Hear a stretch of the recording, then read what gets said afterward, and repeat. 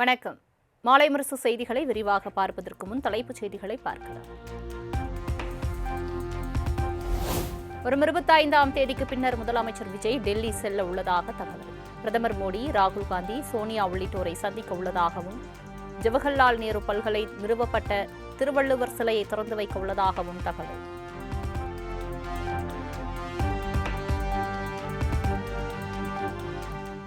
தாவேக அமைச்சரவை விரிவாக்கத்தில் விசிக திண்டிவனம் எம்எல்ஏ வன்னியரசு அமைச்சராக பதவியேற்பு.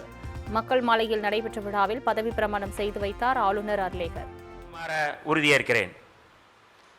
நான் வன்னியரசு என்னும் நான் தமிழ்நாட்டு அரசின் அமைச்சர் என்ற முறையில் எனது கவனத்துக்குள்ளாவதும் தெரிய வருவதுமான எந்த பொருளையும் அமைச்சரின் கடமைகளை உரியவாறு நிறைவேற்ற தேவையான அளவுக்கன்றி ஒருவரிடமோ பலரிடமோ நேர்முகமாகவோ மறைமுகமாகவோ அறிவிக்கவோ வெளிப்படுத்தவோ மாட்டேன் என்று உளமாற உறுதியேற்கிறேன்.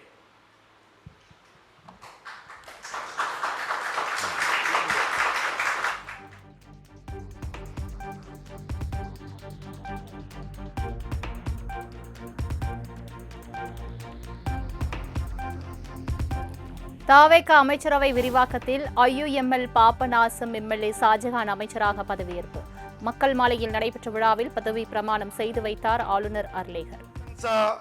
முகமது யாசின் ஷாஜகான் என்னும் நான் தமிழ்நாட்டு அரசின் அமைச்சர் என்ற முறையில் எனது கவனத்திற்குள்ளாவதும் தெரிய வருவதுமான எந்த பொருளையும் அமைச்சரின் கடமைகளை உரியவாறு நிறைவேற்ற தேவையான அளவுக்கன்றி ஒருவரிடமோ பலரிடமோ நேர்முகமாகவோ மறைமுகமாகவோ அறிவிக்கவோ வெளிப்படுத்தவோ மாட்டேன் என்று இறைவன் மீது ஆணையிட்டு உறுதிமொழிகிறேன்.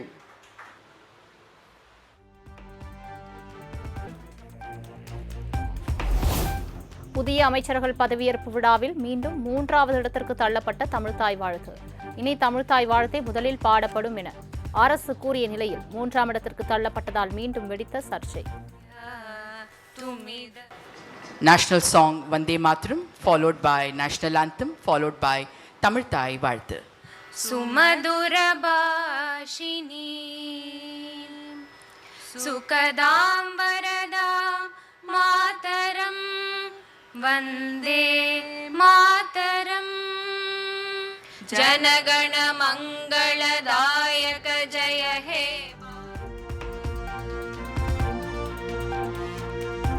தாவேக ஆட்சியில் தமிழுக்குதான் என்றுமே முன்னுரிமை. தமிழ்த்தாய் வாழ்த்தை விட்டுக் கொடுக்கவும் மாட்டோம் என அமைச்சர் ஆதவர்ஜனா உறுதி. கடந்த திமுக ஆட்சியின் போது சென்னை உயர்நீதிமன்ற தலைமை நீதிபதி பதவியேற்பு விழாவின் போது வந்தே மாதரம் தான் முதலில் இசைக்கப்பட்டதாக விளக்கம்.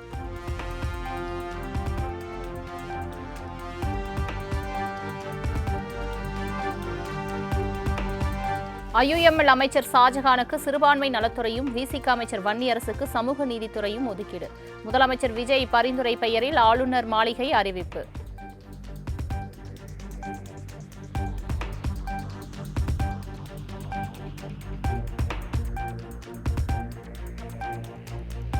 தமிழக அமைச்சரவையில் ஆதிதிராவிட நலத்துறை சமூக நீதித்துறை என பெயர் மாற்றம். சமூக நீதித்துறையின் கீழ் ஆதிதிராவிடர் நலன் மற்றும் பழங்குடியினர் நலன் ஆகிய துறைகள் அடங்கும் என ஆளுநர் மாளிகை விளக்கம்.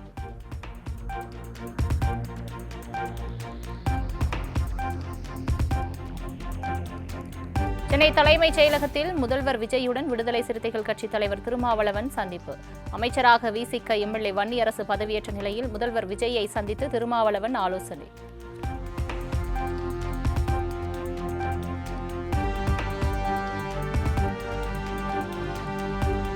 அமைச்சரவையில் இணைந்த விசிக IUML கட்சிகளை ஆபாச வார்த்தைகளால் விமர்சித்து ராசா எக்ஸ் தளத்தில் பதிவு. ராசாவின் கருத்திற்கு விசிக பொதுச் செயலாளர் ரவிக்குமார் உள்ளிட்டோர் கடும் எதிர்ப்பு தெரிவித்ததை அடுத்து பதிவை நீக்கிய ராசா.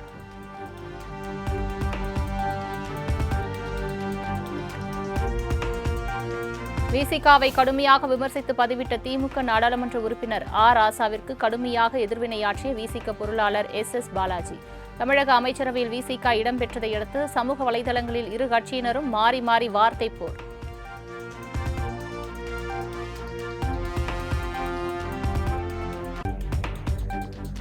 திருமாவளவன் குறித்து சர்ச்சை கருத்து தெரிவித்த திமுக எம்பி ஆர் ஆசா பகிரங்க மன்னிப்பு கேட்க வேண்டும் என அமைச்சர் ஆதவர்ஜுனா எச்சரிக்கை. திமுக நிர்வாகிகளும் திமுக ஐடி விங் இனிமேல் தனிநபர் தாக்குதலை நிறுத்திக் கொள்ளுமாறும் வேண்டுகோள்.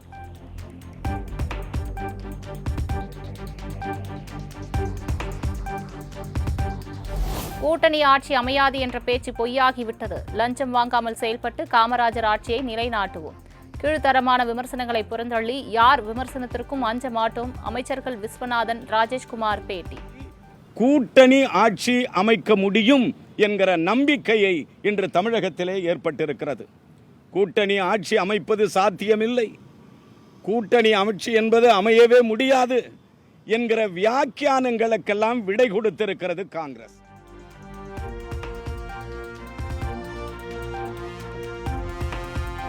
கழக தோழர்கள் இந்த நேரத்தில் யாரையும் புண்படுத்தும்படி கடுஞ்சொற்களை பேச வேண்டாம் என திமுக தலைவர் மு க ஸ்டாலின் வேண்டுகோள். விடுதலை சிறுத்தைகள் IUML குறித்து திமுக நாடாளுமன்ற உறுப்பினர் ஆர் ஆசா சர்ச்சை கருத்து தெரிவித்த நிலையில் மு க ஸ்டாலின் அறிவுறுத்தல்.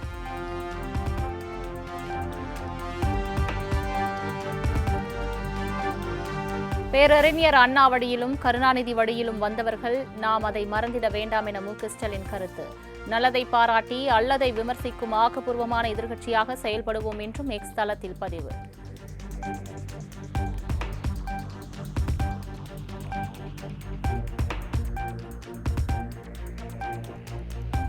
தமிழகத்தை தற்போது ஆட்சி செய்து வரும் தாவேக அரசு காங்கிரஸ் தயவால் பொய்க்கால் குதிரை அரசாக செயல்படுவதாக எடப்பாடி பழனிசாமி விமர்சனம்.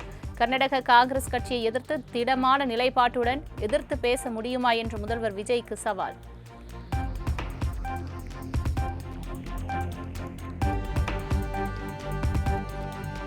காவிரி விவகாரத்தில் தமிழகத்தின் உரிமையை மழுங்கடிக்கும் வகையில் செயல்படுத்தும் கர்நாடக காங்கிரஸ் அரசின் நடவடிக்கையை தாவேக அரசு கைகட்டி வேடிக்கை பார்ப்பது சரியல்ல.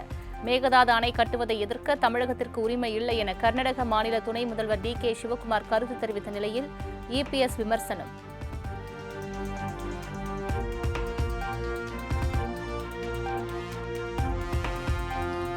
தாவேக அரசின் அமைச்சரவையில் இடம் கேட்கவில்லை என முன்னாள் SP வேலுமணி விளக்கம். எடப்பாடி பழனிசாமி தரப்புக்கு எதிராக செயல்பட்டு வந்த நிலையில் திடீர் ட்விஸ்ட் அடித்த SP வேலுமணி தரப்பு. ஏதாவது ஒரு முறையாவது நாங்கள் இப்படி அமைச்சர்களாக உள்ள வந்து சொல்லலை ஒன்று. அதே போல் ஒரு 3 நாளைக்கு முன்னாடி தாவேக தரப்பில் ப்ரெஸ் மீட் பண்ணும்போதும் அவங்க அமைச்சர்களாக எங்கள்கிட்ட கேட்கலன்னு சொல்லி அவங்களும் விளக்கமாக சொல்லியிருந்தாங்க. ஆகவே ஒரு தவறான கருத்துக்களை திரும்ப பதவிக்காக தயவுசெய்து இனியாவது எழுதாதீங்க. அதாவது யார் பதவி கொடுக்கணும் அவங்களும் தெளிவுபடுத்தி பேட்டியே கொடுத்து சொல்லிட்டாங்க 3 நாளைக்கு முன்னாடி. அதாவது நேற்று அமைச்சராக போடுறாங்க, அதுக்கு முன்னாடியே 2 நாளைக்கு முன்னாடி சொல்லிட்டாங்க. அவங்க அப்படி எதிர்பார்த்து வரல, எங்களுக்கு மக்கள் ஆதரவுக்கு அந்த அடிப்படையில் தான் வர்றாங்கன்னு சொல்லி போட்டாகவே.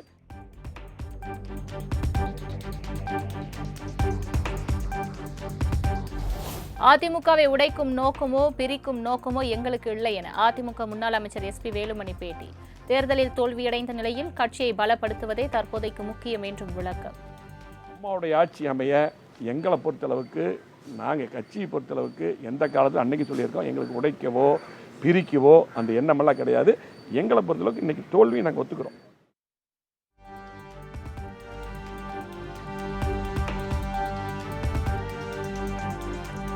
அதிமுகவுக்குள் கருத்து வேறுபாடுதான் இருந்ததே தவிர பிளவு இல்லை என SP வேலுமணி திட்டவட்டம்.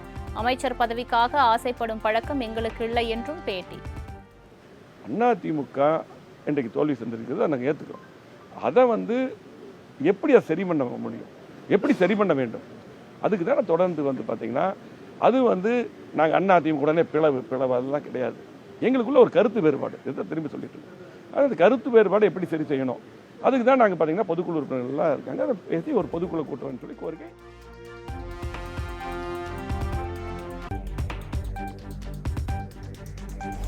நடந்து முடிந்த தேர்தலில் பணபலம் தூக்கி எறியப்பட்டு விட்டதாக அமைச்சர் ஆதவர்ஜுனா பெருமிதம். முதலமைச்சர் விஜய் மத அரசியலை தூக்கி எறிந்துள்ளதாகவும் பேச்சு. இந்த தேர்தலில் பணபலம் தூக்கி எறியப்பட்டிருக்கு. சாதியின் அடிப்படையில் ஏற்படுத்திய தேர்தல் அரசியல் மக்கள் தூக்கி எறிந்திருக்காங்க.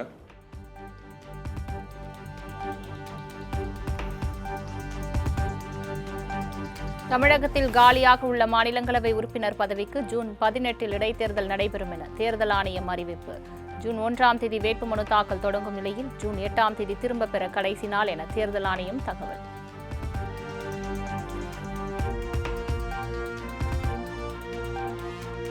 முதலமைச்சர் விஜயின் ஆலோசகர்களாக ஜான் ஆரோக்கியசாமி மற்றும் விஷ்ணு ரெட்டி நியமனம். அரசியல் ரீதியிலான ஆலோசகராக ஜான் ஆரோக்கியசாமியும் பொது விவகாரங்களுக்கான ஆலோசகராக விஷ்ணு ரெட்டி நியமிக்கப்பட்டிருப்பதாக தகவல்.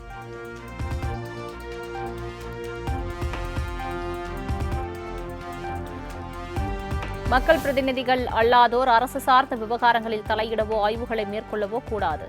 தென்காசி தாம்பரம் அரசு மருத்துவமனைகளில் தாவேகாவினர் ஆய்வு செய்தது சர்ச்சையை ஏற்படுத்திய நிலையில் தாவேக பொதுச் செயலாளரும் அமைச்சருமான என் ஆனந்த் அறிவுரை.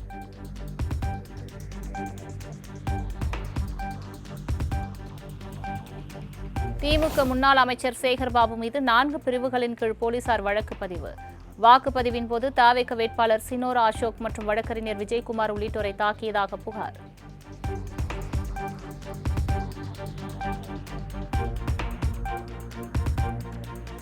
தமிழ்நாட்டில் பல்வேறு சுங்கச்சாவடிகளில் புதிய கட்டண உயர்வு நாளை முதல் அமலாகிறது. கார், ஜீப், வணிக பயன்பாட்டு வாகனங்கள் மற்றும் கனரக வாகனங்கள் என அனைத்து தரப்பு வாகனங்களுக்கும் இந்த கட்டண உயர்வு பொருந்தும் எனவும் அறிவிப்பு.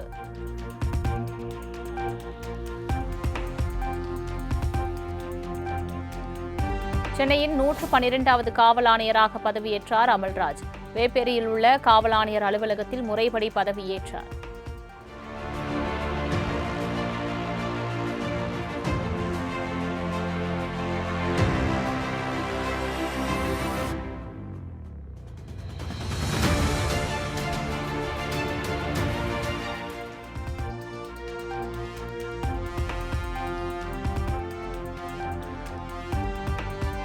நீலகிரி மாவட்டம் குன்னூர் அருகே காட்டேரி பூங்காவில் மலைப்பயிர் மற்றும் கடல்சார் வாழ்வியல் தொடர்பான கண்காட்சி.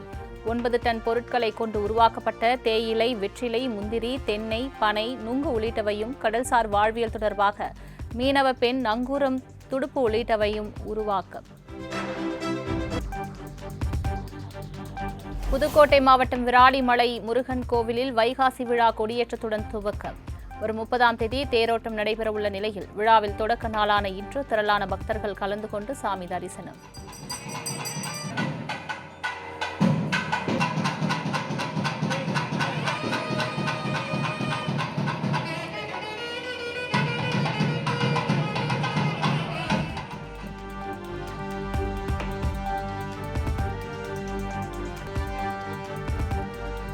திருச்செங்கோடு அருகே உடல் உபாதையை கழிக்க சென்ற பெண்ணிடம் பாலியல் ரீதியாக அத்துமீறி உடைகளை கிழித்தெறிந்த இளைஞர்.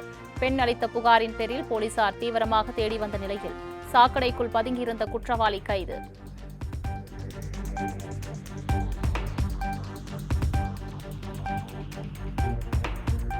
சென்னை ராயபுரம் காவல் ஆய்வாளர் சிதம்பர பாரதி காத்திருப்போர் பட்டியலுக்கு மாற்றம். தன்னை ஏமாற்றிவிட்டு வேறு ஒருவரை திருமணம் செய்வதை எதிர்த்து போராடிய பெண்ணுக்கு ஆதரவாக செயல்பட்ட சமூக ஆர்வலரை தாக்கியதாக எழுந்த புகாரின் பேரில் நடவடிக்கை.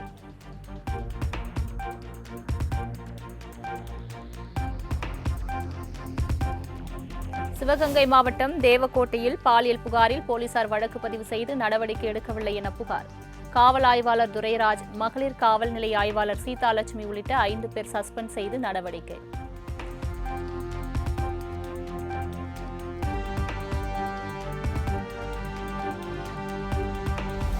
ஸ்ரீவில்லிபுத்தூர் ஆண்டாள் கோவிலில் மேற்கூரைகள் சேதமடைந்திருப்பதால் பக்தர்கள் அச்சம்.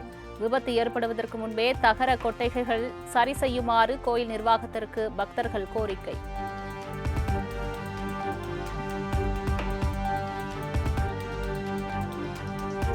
திருவள்ளூர் மாவட்டம் செங்குன்றம் அருகே இருசக்கர வாகனம் நிலை தடுமாறி மின்கம்பத்தில் மோதியதில் தந்தை மகன் பரிதாபமாக பலி. தாய் மற்றும் 9 மாத கைக்குழந்தை உயிருக்கு ஆபத்தான நிலையில் மருத்துவமனையில் அனுமதி.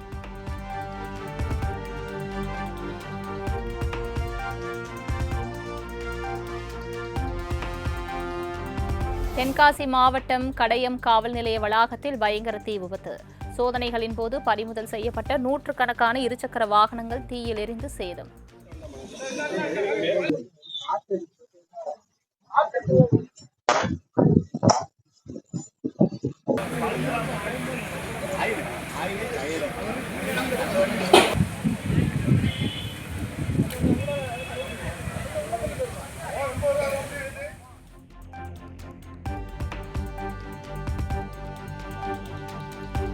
குற்றாலம் மெயின் அருவி மற்றும் பழைய அருவிகளில் தண்ணீர் வரத்து குறைவு மற்றும் பராமரிப்பு பணிகள் காரணமாக அனுமதி அளிக்காததால் 5 அருவிக்கு படையெடுத்த சுற்றுலா பயணிகள். கோடை வெப்பத்திலிருந்து தனித்துக் கொள்ள பொதுமக்கள் அருவியில் ஆனந்த குளியல் போட்டு உற்சாகம்.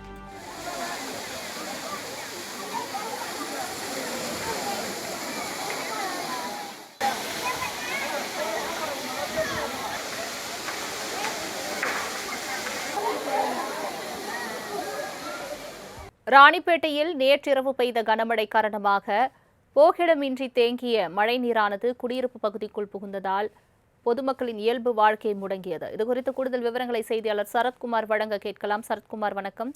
ராணிப்பேட்டையில் நேற்றிரவு கனத்த மழை பெய்த நிலையில் தற்பொழுது குடியிருப்புக்குள் மழைநீர் புகுந்திருப்பதாக தகவல் வெளியாகியிருக்கிறது. பொதுமக்களின் கோரிக்கை என்னவாக இருக்கிறது? முழு விவரங்கள். தலைமை ராணிப்பேட்டை மாவட்டம் மேல்விசாரம் நகராட்சிக்கு உட்பட்ட 2வது வார்டு பகுதியாக இருக்கக்கூடியது முருதுஜா தெரு பகுதி. இந்த தெருப்பகுதியில் சுமார் 50க்கும் மேற்பட்ட குடும்பத்தினர் வசித்து வருகின்றனர். இப்பகுதியில் தற்போது பார்ப்போமானால் கழிவுநீர் கால்வாயானது அமைக்கப்பட்டிருக்கிறது. ஆனால் அது முறையான அகலமாக அமைக்கப்படாமல் மிகவும் குறுகியதாக இருப்பதாக கூறப்படுகிறது. அதே நேரம் கழிவுநீர் கால்வாய் எதுவுமே தூர்வாரப்படாமல் அடைப்புகள் ஏற்பட்டு இருக்கக்கூடிய நிலையில நேற்று இரவு திடீரென பெய்த கனமழையின் காரணமாக தற்போது அப்பகுதி முழுவதுமாக மழை வெள்ள நீர் வெளியேற முடியாமல் அந்த குடியிருப்பு பகுதியை சுற்றி இருக்கக்கூடிய வீதிகளில் சூழ்ந்திருக்கிறது. அது மட்டும் இல்லாமல் அனைத்து குடியிருப்பு பகுதிகளுக்குள்ளாகவும் இந்த மழைநீர் புகுந்திருப்பதன் காரணமாக குடியிருப்பு பகுதி மக்கள் தற்போது பெரிதும் பாதிக்கப்படைந்து இருக்கின்றனர். தொடர்ச்சியாக மேல்விசார நகராட்சி நிர்வாகத்திடம் அப்பகுதி மக்கள் கழிவுநீர் கால்வாயை அகலப்படுத்தி வழங்க வேண்டும் என்றும் அதில் ஏற்படக்கூடிய அடைப்புகளை தொடர்ச்சியாக சீர் செய்ய வேண்டும் என கோரிக்கை வைத்து வரும் நிலையில் நகராட்சி நிர்வாகத்தினர் இதுவரையிலும் எந்த ஒரு நடவடிக்கை எடுக்கவில்லை என அப்பகுதி மக்கள் குற்றச்சாட்டுகின்றனர். மேலும் இனி வரும் காலங்களில் இது சம்பவம் நடக்காமல் இருக்கும் வகையில் நடவடிக்கை எடுக்க வேண்டும் எனவும் மாவட்ட நிர்வாகத்திற்கு கோரிக்கை வச்சிருக்காங்க. சலோமி, தங்களின் முழு விவரங்களுக்கு நன்றி சரத். தென்காசி மாவட்டம் கடையம் அருகே தந்தையை கட்டையால் அடித்துக் கொன்ற மகன். வேலைக்கு சென்று அதில் கிடைக்கும் பணத்தை தனக்கு செலவழிக்காமல் தனது தங்கைக்கு அதிகமாக செலவழித்து வந்ததால் தந்தையை அடித்துக் கொன்றதாக கொலையாளி வாக்குமூலம்.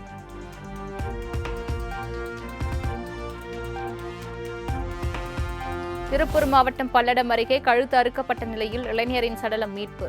தந்தை இறந்த துக்கம் தாழாமல் மகன் தன்னைத்தானே கழுத்தை அறுத்துக் கொண்டு தற்கொலை செய்ததாக போலீசாரின் விசாரணையில் தகவல்.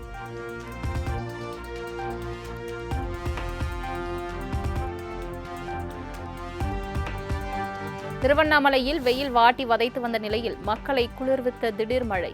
இடி மின்னல் சூறாவளி காற்றுடன் மழை பெய்ததில் ஆங்காங்கே மரங்கள் வேரோடு சாய்ந்ததுடன் மின்கம்பங்கள் சாய்ந்ததால் மின்சாரம் துண்டிப்பு.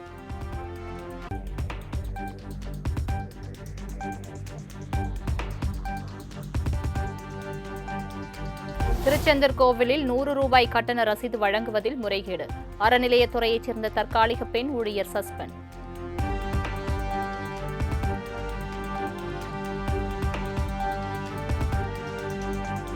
சென்னையில் ஆபரண தங்கத்தின் விலை சவரனுக்கு 240 ரூபாய் குறைவு.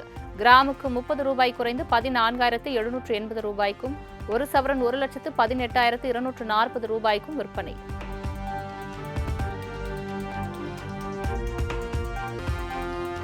ஈரான் விவகாரத்தில் அமெரிக்காவுடன் நேட்டோ நாடுகள் இணைந்து செயல்படாததால் அமெரிக்க அதிபர் டிரம்ப் ஏமாற்றம். உலக நாடுகளின் செயல்பாடுகளால் டிரம்ப் அதிருப்தி என அமெரிக்க அமைச்சர் மார்க்கோ ரூபியோ தகவல்.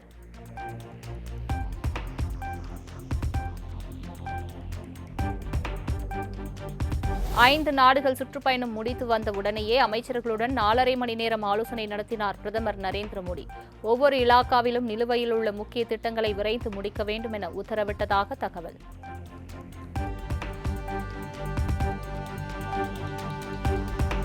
இலங்கையில் பல்வேறு இடங்களில் பெய்து வரும் தொடர் கனமழை காரணமாக முக்கிய வீதிகள் வெள்ளத்தில் மூழ்கியதால் மக்களின் இயல்பு வாழ்க்கை பாதிப்பு. மருத்துவமனைகளில் தண்ணீர் சூழ்ந்தபடியும் பல்வேறு பகுதிகளில் உள்ள சாலைகளில் மரங்கள், மின்கம்பங்கள் முறிந்து விழுந்து காணப்படுவதாலும் மக்கள் அவதி.